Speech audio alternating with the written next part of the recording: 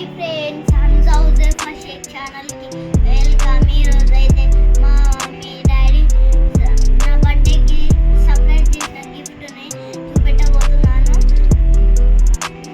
Friends, surprise. ఇది మా తాతయ్య, నేను మా అమ్మమ్మ దిగిన ఫోటో. ఇది నేను, మా తాతయ్య, మా నాయనమ్మ దిగిన ఫోటో. ఇది నేను స్కూల్లో ఆర్మీ గెటప్ వేసిన ఫోటో. ఇది మా డాడీకి ఇష్టమైన